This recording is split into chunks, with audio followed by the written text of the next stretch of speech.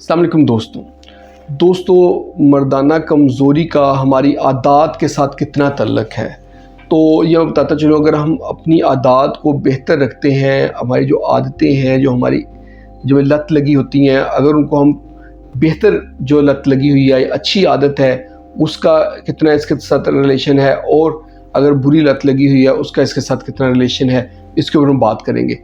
पहली जो आदत है उसका जो मर्दाना कमज़ोरी के साथ तल्लुक़ है वो है कि प्रोएक्टिव जो बंदा होता है उसको मर्दाना कमज़ोरी के मसाइल कम होते हैं एज़ कम्पेयर टू जो रिएक्टिव होता है।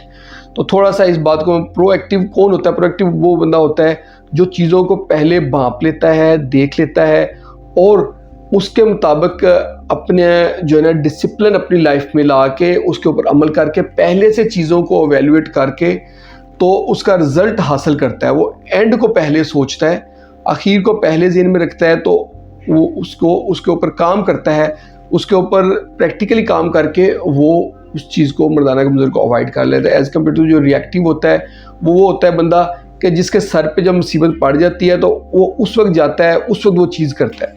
फ़र्ज़ करें कि एक बंदा है, वो हेल्दी है, वो नॉर्मल है, उसको मर्दाना कमज़ोरी का कोई मसला नहीं है और वो प्रोएक्टिव होगा, तो वो क्या करेगा? वो एक्सरसाइज करेगा, वो टाइम से खाना खाएगा, वो अपनी जो फैमिली लाइफ है उसको बेहतर रखेगा, अपने रिलेशनशिप्स के ऊपर काम करेगा, मेहनत करेगा ताकि रिलेशनशिप ठीक रहे, जो है रात की 8 घंटे की नींद पूरी करेगा और टाइम से जागेगा, सुबह शाम एक्सरसाइज करेगा।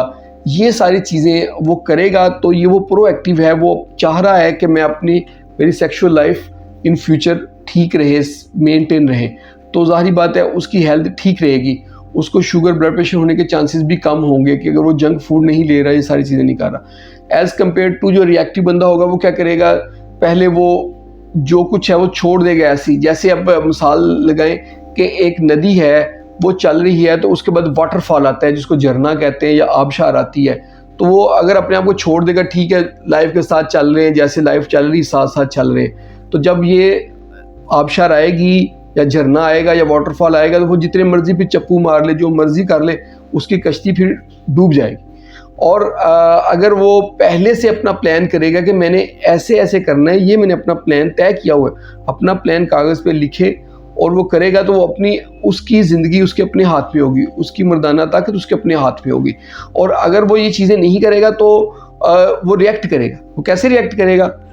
यकदम उसको जो है ना फील हुआ कि जो है ना मुझे जो है ना मर्दाना कमज़ोरी हो गई है, यानी कि मैं परफॉर्म नहीं कर पा रहा, वो उस वक्त भागेगा। भाग के क्या करेगा कि किसी दोस्त को फ़ोन करेगा, करीबी स्टोर पे जाएगा कि मुझे एक गोली दे दो, वो उसको गोली दे देंगे, वो गोली से उसको फाका हो जाएगा, गोली छोड़ेगा, फिर 2-3 दिन गुजरेंगे, फिर नॉर्मल रहेगा, फिर उसको यही प्रॉब्लम होगा, फिर भाग के जाएगा, फिर गोली लेगा या किसी हकीम के पास जाके उसकी जाली दवाइयाँ लेगा, वो लेके उससे उसको अब आर्जी तौर पे मसला हो सेटल कर लेगा। फिर यानी कि ये रिएक्टिव बिहेवियर है, ऐसा नहीं होना चाहिए। ऐसा करने से उसकी बीमारी और ख़राब होती जाएगी।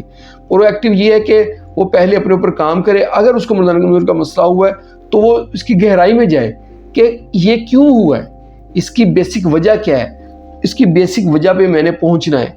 तो ये एक बिहेवियर है, एक आदत है प्रोएक्टिव होना। अगर उसके अंदर प्रोएक्टिव की आदत है कि वो चीज़ों को पहले भांपता है, एवेल्युएट करता है, फिर उसके ऊपर अमल करता है, बजाय ये कि उसके ऊपर रिएक्ट करना शुरू कर देता है, तो उससे मामला और ख़राब होते हैं।